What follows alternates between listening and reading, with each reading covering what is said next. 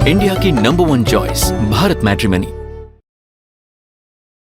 मान्यवर, ये कहते हैं कि घुसपैठ हो रही है, भारत सरकार की जिम्मेदारी नहीं है। मान्यवर, मैं आज बताना चाहता हूं, घुसपैठ हो रही है भारत बांग्लादेश की सीमा से। वहां पर कुल 2216 किलोमीटर बॉर्डर है, इसमें से 1653 किलोमीटर बॉर्डर बन चुकी है। अब 563 कहां बाकी रही है मान्यवर, मालूम है? केवल और केवल एक राज्य बंगाल। आसाम का पूरा हो गया, मेघालय का पूरा हो गया, त्रिपुरा का पूरा हो गया, जम्मू कश्मीर का पूरा हो गया, पंजाब का पूरा हो गया, राजस्थान का पूरा हो गया, गुजरात का पूरा हो गया, खाली बंगाल का बाकी रखा है। और मैं आज कहना चाहता हूं टीएमसी के लोगों को भी, ये राहुल जी के साथ में रहकर घुसपैठिया बचाओ यात्रा बिहार में निकली, साफ हो गए। आप भी घुसपैठियों को बचाओगे तो वहां भारतीय जनता पार्टी का विजय तय। मान्यवर, ये कहते हैं कि घुसपैठ क्यों हो रही? आप बॉर्डर नहीं बनाने देते, फेंसिंग नहीं करने दोगे, घुसपैठ नहीं होगी। फिर भी चलो, मैं पूछना चाहता हूं कि घुसपैठ होकर सबसे पहले घुसपैठिया कहां आता है? कहां आता है? तो गांव में आता है। पटवारी को मालूम नहीं पड़ता, गांव के थाने वाले को मालूम नहीं पड़ता। इसकी मतदाता सूची में नाम डालने के लिए आधार कार्ड कहां बनता है? वहीं बनता है। उसका राशन कार्ड कहां बनता है? बंगाल में बनता है। और मतदाता सूची में कौन सी मतदाता सूची में ऐड होता है? तो बंगाल में होते। आपकी कोई जिम्मेदारी नहीं है। मान्यवर, ये देश के भविष्य और सुरक्षा के साथ खिलवाड़ कर रहे। कभी कभार चुनाव तो जीत जाओगे घुसपैठियों के आधार पर, परंतु इस देश की सुरक्षा को आप ताक पर रखो। मैं आज कहना चाहता हूं मान्यवर, बिहार की जनता ने एक बहुत महान फैसला किया है, घुसपैठिया बचाओ यात्रा के खिलाफ जनादेश दिया। और बंगाल भी ये करने जा रहा है मान्यवर, आने वाले दिनों में करेंगे, उनको मालूम नहीं। मान्यवर, मैं एक कल राहुल गांधी जी ने एक विषय कहा था कि सारी संवैधानिक संस्थाएं आपने करप्ट कर दी। मैंने पूरा बताया कि चुनाव आयोग की नियुक्ति के पहले क्या नियम थे। उन्होंने ये कहा कि महत्वपूर्ण पद पर आरएसएस की विचारधारा के लोग रख लिए जाते हैं। तो इसमें क्या आपत्ति है भाई?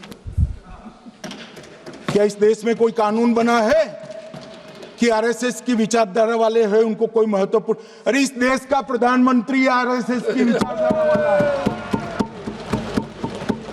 इस देश का गृह मंत्री आरएसएस की विचारधारा वाला है, और जनादेश से बनकर आए, आपकी कृपा से बनकर नहीं आए मान्यवर। मगर उन्होंने क्या किया था वो मैं फिर बताना चाहता हूं। 1969 में इस देश का राष्ट्रपति का चुनाव हुआ। 1969 में इंदिरा जी अपनी पार्टी के अंदर ही संघर्ष करती थी। पार्लियामेंट्री बोर्ड ने राष्ट्रपति के चुनाव के प्रतिनिधि के रूप में कांग्रेस पार्टी का अधिकृत उम्मीदवार बनाया श्री संजीव रेड्डी को। और इंदिरा जी ने प्रधानमंत्री रहते हुए अपने पार्टी के मैंडेट को ही डिफाई कर कहा कि राष्ट्रपति का चुनाव में वोटिंग अंतर आत्मा की आवाज से करनी चाहिए। और उन्होंने श्री वीवी गिरी को प्रत्याशी बनाया मान्यवर।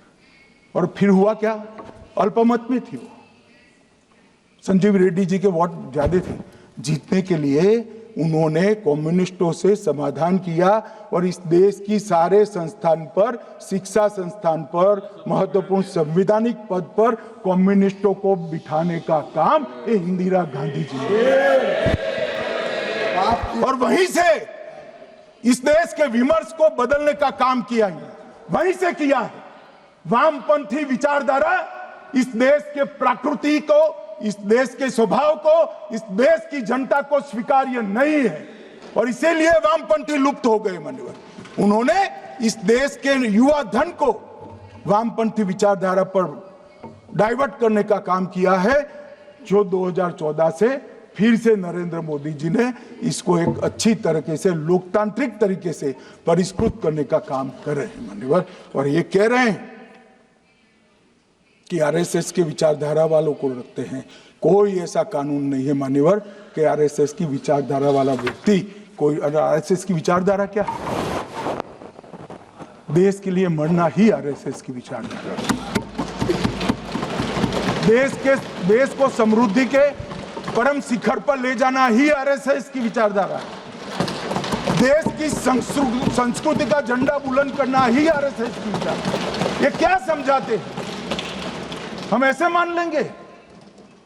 हम नहीं डरते साहब किसी से, हम नहीं डरते। मैं मेरी ही बात करता हूं। मैं तो 10 साल का था और नारे लगाता था, आसाम की गलियां सुनी है, इंदिरा गांधी खूनी है। हम तो वहां से लड़ते लड़ते आए हैं, हम नहीं डरते मान्यवर। और मान्यवर, इन्होंने कहा कि वोट चोरी से जीतते हैं, वोट चोरी से नहीं जीते हैं। आपने सर्जिकल स्ट्राइक का विरोध किया, इसलिए हम जीते। आपने एयर स्ट्राइक का विरोध किया, इसलिए जीते हैं। आपने 370 हटाने का विरोध किया, इसलिए जीते हैं। आपने राम मंदिर बनाने का विरोध किया, इसलिए जीते हैं। आपने घुसपैठियों को हटाने का विरोध किया, इसलिए जीते हैं। आपने सीएए का विरोध किया, इसलिए हम जीते हैं। आपने ट्रिपल तलाक हटाने का विरोध किया, इसलिए जीते हैं। और आप 1 नेशन 1 इलेक्शन का विरोध कर रहे हो, इसलिए हम फिर से जीते हैं। माननीय 60 करोड़ गरीबों के घर में इस देश के प्रधानमंत्री जी ने घर पहुंचाया, गैस पहुंचाया, पानी पहुंचाया, शौचालय पहुंचाया, 5 किलो अनाज मुफ्त पहुंचाया और 5 लाख तक की दवाइयां मुफ्त कर दी। क्या समझते हैं कि वोट चोरी कर कर जीते हैं? इस देश के इंफ्रास्ट्रक्चर को 40 साल देख लीजिए और हमारे 11 साल देख लीजिए, इंफ्रास्ट्रक्चर को 3 गुना बढ़ाने का काम हमारे प्रधानमंत्री नरेंद्र मोदी। और इसलिए जनता हमें जिताती है। और मैं तो अभी भी कहना चाहता हूं, चले गए हैं मान्यवर, मैं अभी भी कहना चाहता हूं, यार कांग्रेस पार्टी तुझे टिकट तो देती नहीं है मान्यवर। मैं अभी भी कहना चाहता हूं, एसआईआर का विरोध करोगे तो बिहार की जगह बंगाल और तमिलनाडु में भी साफ।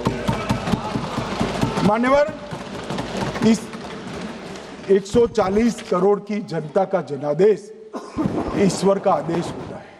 हमारे यहाँ तो कहते हैं ना कि जनता ही जनार्दन है। तो जनता का फैसला श्री कृष्ण का फैसला होता है, जनार्दन का फैसला। और वो जनता के फैसले को ये लोग वोट चोरी इस तरह की भाषा का प्रयोग करते हैं।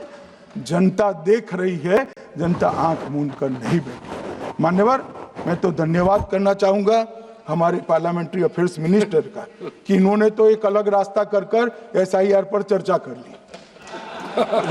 वरना इनका झूठ एक तरफा जनता में जा रहा था।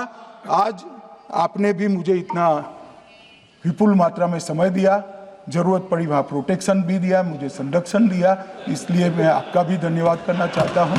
और अंत में फिर से एक बार श्री राहुल गांधी के भाषण लिखने वालों को कहना चाहता हूँ कि तथ्य ढंग से ढूंढ कर लिखे, इनकी यहाँ पर तकलीफ होती है। सभा की कार्रवाई कल गुरुवार दिनांक 11 दिसंबर 2025 को प्राप्त 11 बजे तक के लिए स्थगित की जाती है। इंडिया की नंबर 1 चॉइस भारत मैट्रिमनी।